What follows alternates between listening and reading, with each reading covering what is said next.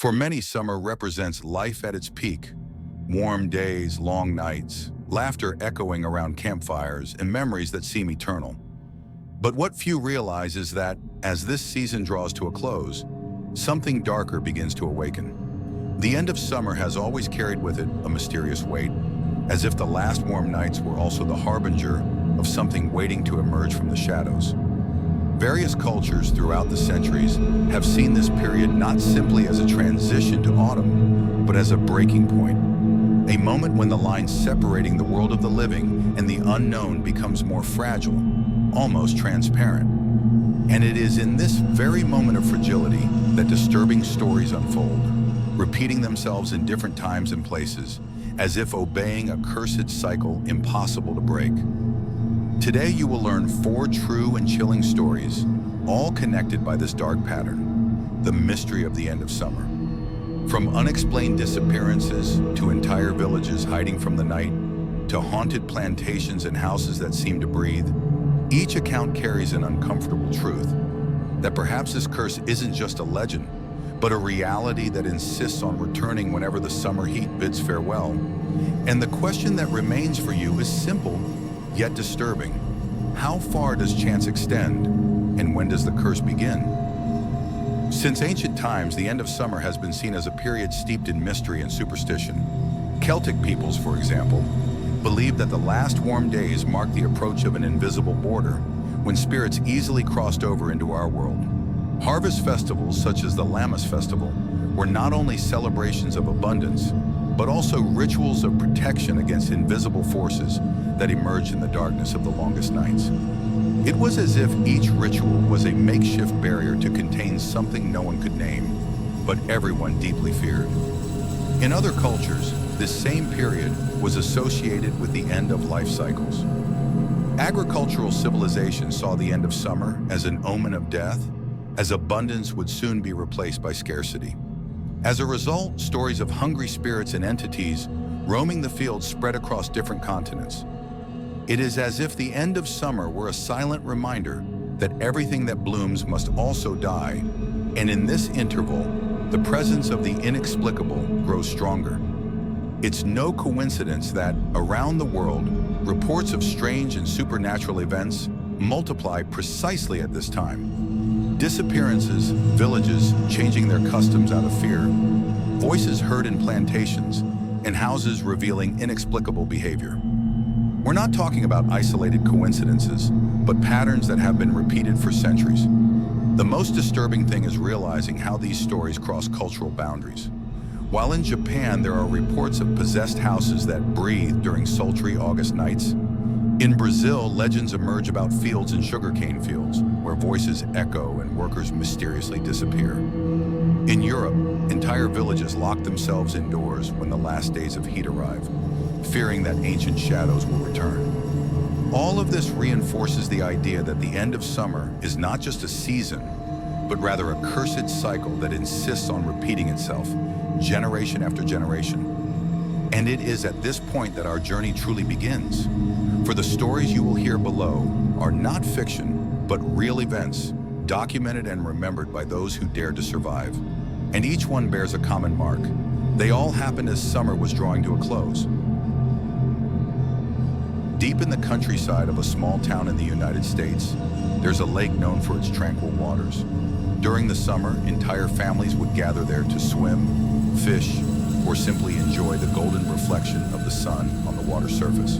But at the end of the summer in 1979, this same lake became the scene of one of the most disturbing mysteries ever recorded in the region. 3 young friends decided to spend an afternoon sailing in a simple boat, carrying only flashlights and some drinks and the promise of one more souvenir to end the season. However, that night, they never returned. The next morning, the boat was found adrift, floating in absolute silence, with no signs of a struggle or accident. All the belongings were intact: flashlights, clothing, even a box of food. The only thing missing was the young men. Search teams scoured the area for days. Divers explored every inch of the lake's muddy bottom. But there were no bodies, no clues, no explanation. It was as if they had simply vanished into thin air, swallowed by the very silence of the water. The most frightening thing, however, was not just the lack of answers, but the subsequent discoveries. Older residents reported that this was not the first time. In previous years, always at the end of August, similar disappearances had occurred. Fishermen who suddenly disappeared, young people who didn't return from nighttime outings, strange noises echoing from the shore during foggy mornings.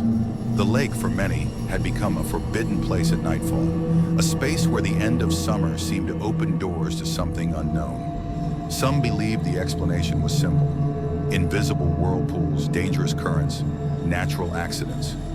But the more superstitious had another theory, that the lake was a portal, a passage that activated when the heat began to depart, dragging with it those who dared challenge its apparent calm. To this day, the case remains unsolved.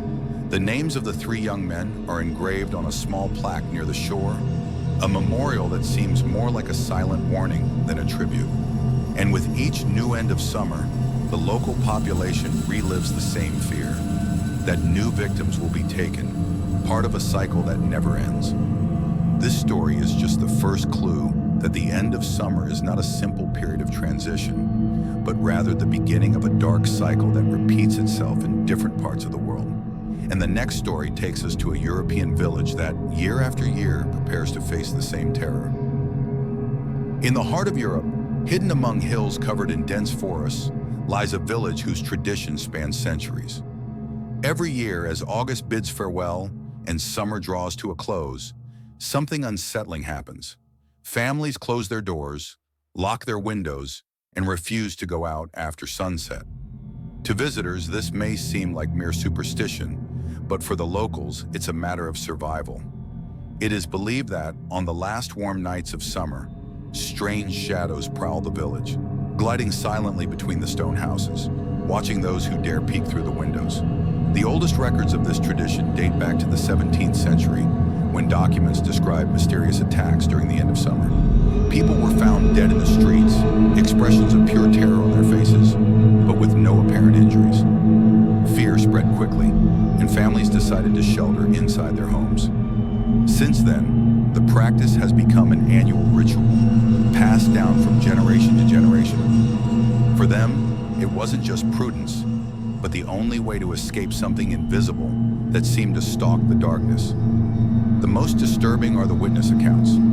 Some residents claim to have seen tall, thin figures walking slowly through the alleys, like faceless human shadows, disappearing as dawn approached.